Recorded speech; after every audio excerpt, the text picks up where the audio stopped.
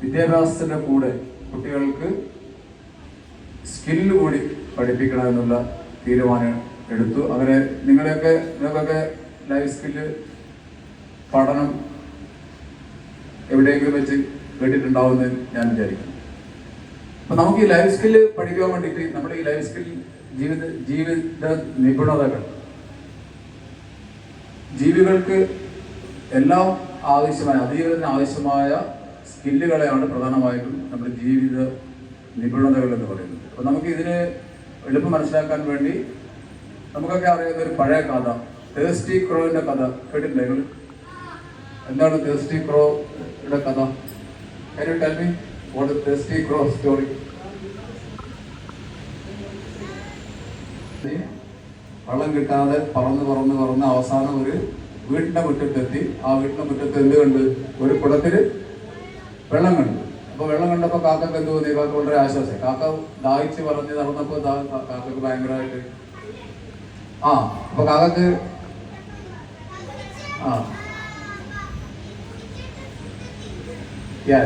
ഉള്ള നിപുണതകൾ, അതിജീവനത്തിലുള്ള നിപുണതകൾ ആണ് കാക്ക പ്രകടിപ്പിച്ചത്.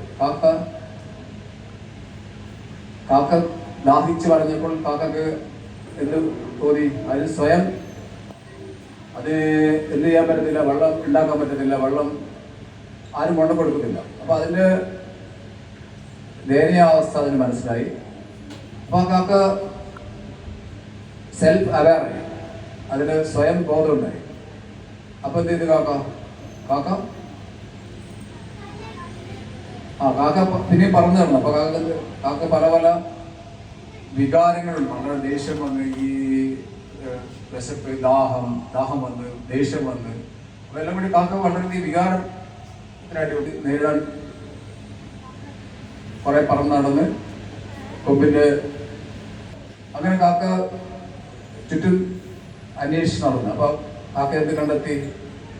ഒരു കുടം വെള്ളം കണ്ടെത്തി. അപ്പൊ കുടം വെള്ളം കണ്ടെത്തി കാക്ക ക്രിട്ടിക്കലായിട്ട് ചിന്തിച്ചു, വിമർശനാസ്പദമായി ചിന്തിച്ചു. ആ കുടത്തിൽ വെള്ളം കാണും, ആ വെള്ളം എങ്ങനെയാണ് കുടിക്കുക എന്നുള്ളതിന് കാക്ക ചിന്തിച്ചപ്പോൾ കാക്ക എന്ത് മനസ്സിലായി? കാക്ക ചുറ്റും നോക്കിയപ്പോൾ പല പല പാഴ്വസ്തുക്കളും അതിന് ചുറ്റുപാടും കണ്ടു.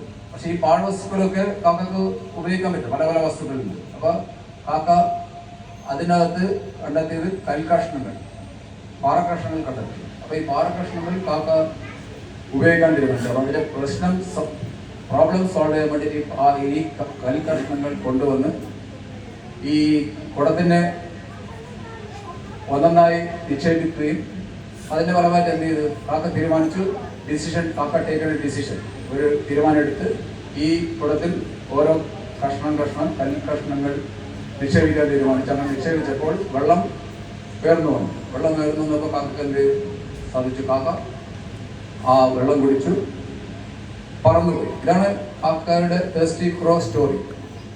അപ്പൊ ഇതിൽ നിന്ന് നമുക്ക് മനസ്സിലാക്കാം, എല്ലാ ജീവജാലങ്ങൾക്കും ഈ 7 ലൈഫ് സ്കിൽസ്, 7 ജീവന നിപുണതകൾ സ്വതസിദ്ധമായിട്ട് തന്നെ അതിൻ്റെ അതിജീവനത്തിൽ ഉണ്ട്.